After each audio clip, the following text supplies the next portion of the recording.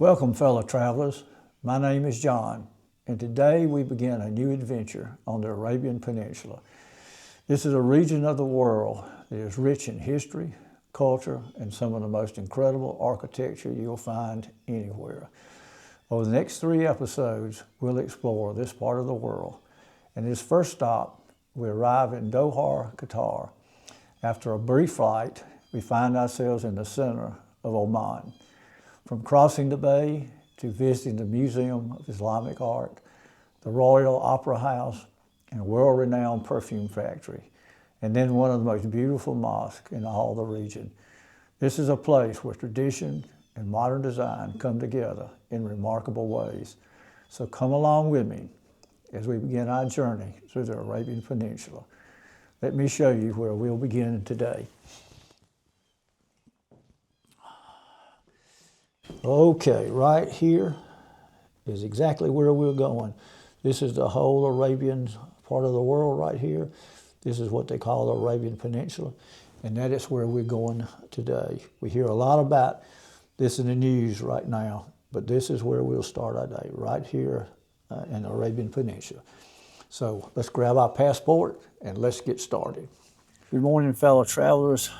We have arrived here at Doha, beautiful airport. I was here not too long ago, and it was a spectacular airport.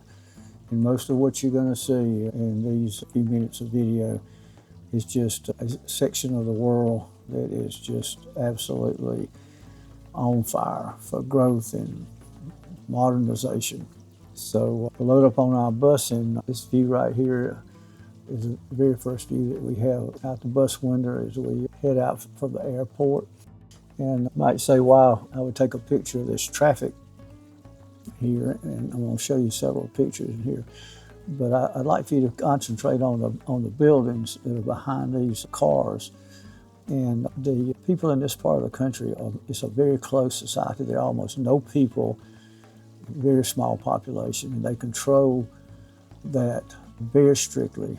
Marriage outside of their own families and all is just not hardly something that happens. And one of the things they do, all of these homes, very nice homes, as a matter of fact, and if a young man and a young woman from the same country will marry, they will be given one of these homes free of charge, and they're given a pretty nice expense account for a long period of time, and to encourage like marriages with a Qatari or someone from the UAE marries another person from the UAE. It's very strictly controlled, and they really encourage it. So that's what you're basically looking at. Here's the first view we have of the city of Doha. I'm going to digress here just a minute, because as we sit in this traffic, our guide was showing us this license plate. So you can tell there are not many people in this country license plate like that. But he was pointing out these are very superstitious people, and the numbers on license plates are a really big deal in this country. They will actually approach the person that has this car and may offer them up to $100,000 for their license plate, not the car, but the license plate. But we arrive at Doha Bay here, and all these boats that are lined up right here are called dhows. It's spelled D-H-O-W. And we're going to take that trip across the bay. Almost everything you ever sit on in these countries are these Persian rugs. So this is on the bow of that boat, and we're headed across the bay. And you can just look out and see these beautiful buildings. Not many places in the world where you see something quite this luxurious. The cities that we'll be visiting are arguably the most wealthiest cities of any in the world. And you can just look at these buildings. You really don't see that type of architecture hardly anywhere else that I've been. And the cranes are just everywhere, non-stop. I thought this was kind of an interesting little shot right there, and it really is a lot of men at work. But you just tell how much expansion there is. And I'm going to stop on this picture just a second. This happens to be our destination, which is a new Museum of Islamic Art. And I thought it was interesting. What does that remind you of, the top of that with those slanted eyes like that? And as soon as I saw that, I thought the women wear these burqas, and they're just the slits of their eyes show up through those real heavy, dark, look like woolen garments. And I just thought it was interesting that whoever it was that designed that building would use that as an accent point. We entered the museum. We didn't stay there very long, but everything is gold, silver, stones, precious stones, and everything. And so I just snapped a couple of pictures of just the jewels that were on display in this museum. It actually was not open to the public yet. We had a special arrangement to go in, and so we just had a limited amount of time there. So when we left there, our next stop was this building right here, and it houses the Foundation for Education, Science, and Community Development. That's a long word right there, but I'll tell you just a little bit about what's going on in this visit. And actually, it ended up being a mosque for all practical purposes, and the girls could not even go in for the little lecture we were going to hear without dressing up. They didn't have to wear a burqa, but they actually all had to have their heads covered and these big long robes on.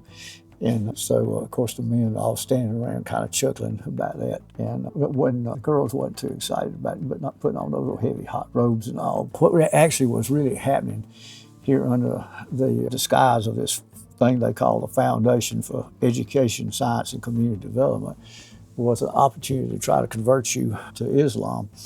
And the guy that was leading this was very well spoken, and he was very well coached. And they had these placards all over the wall that had verses from the Quran. And we would be seated there, and as soon as somebody would ask a question that sort of counteracted what he was basically saying to us about Islam, he would quickly say, now let's don't talk about the differences. Let's just talk about, how much the Quran and other religions are alike. And so I thought that was really very interesting. And he would just come back to that. He said, no, we're not going to talk about the differences now. We're just going to talk about how alike everything is to the Quran. So that was basically how we spent the afternoon. And since we'd blown most of the day, it was a long trip, obviously, we headed out to our hotel. And I couldn't help but take this picture here. And you might have a little hard time seeing what it is, but all of these white things that look like tents, every car that you ever see parked anywhere is covered because it's so hot. Thousands of cars in this parking lot at the airport that are covered. And once you're there, you'll know exactly why, because almost every car you see is painted white, and every one of them is under protection cover like this because it's so hot. So we were off to our hotel, a beautiful hotel, and it was just a real seaside, picturesque place, and we will be spending 4 nights there. And this was the end of our first day, and we were ready to really rest and get started off with the day tomorrow. Good morning. We got a busy day today, and I just enjoyed looking out my window of this beautiful hotel, particularly knowing that it was going to be where we would spend the next 4 days. And this is in the city of Muscat, and that is also in the country of Oman, Muscat, Oman. And the first place that we're going to go today is to the Royal Opera House. And one of the things that you are going to find in this video is each one of these countries is sort of you get the idea that it's kind of this one-upmanship. Everybody is trying to outdo the next person. And so these countries are controlled by these royal families, which are immensely wealthy. And so in Oman, nobody else had an opera house. So this country decided they were going to have an opera house, and they were going to have a really nice one. And I think it's, from what I understand, it's pretty much world famous. And you can look at some of these fixtures here. It was all this paneling and beautiful. Of course, this is not the place where they do the opera is kind of the receiving area right there. But beautiful chandeliers and, you know, all kind of artistic work in the glass work and all that kind of thing. And this was our little girl that showed us around. And you'll see this whenever you're being entertained by a local guide and shown around, is always the most beautiful person they can find. Of course, all these are dressed like this, and they always have their hair covered. But there's nothing shy about the style, as you can tell with these beautiful color scarves and robes that they wear. So they might adhere to the letter of the law, but they stretching maybe the spirit of the law a little bit right here. So we had a great visit here. I was really hoping that they were going to have somebody playing maybe a little bit of something there to us, but just got to see this beautiful building here. Then we were off to a very interesting place, and this was where they make perfume. And I'm told this, I'm a watch. Perfume is the most expensive in the world. This is the entrance into it. And I know everybody's probably visited these wineries on tours. And of course, the grounds are just always immaculate. And you can smell the money, that's all I can tell you. But you might think these reflection pools that are leading up to this building look a little gungy. The problem is it's solid gold on the floor. And I can assure you it was crystal clear. As we went in there, they showed us all about how they made this perfume. And as soon as you went into the place, you just had this, the whole place is just awash with this exquisite scent of these different perfumes that they're making. You never get away from the Muslim people obeying the law of their dress. All of these ladies in here suited up for the day's work. And I took this picture coming out because even as beautiful as the scents were there, they were having a hard time competing with just the natural flowers. They're really beautiful. And I thought this was interesting. Just like I said, sometimes when we see things on television, we think all these ladies in these Muslim countries are covered in these dark drab things, and that's really not the case. They may have long skirts and a hair cover. They all have on beautiful clothes. So I next visit the Grand Mosque, and you're going to see a lot of these, but this one is, of course, a multi-million-dollar structure.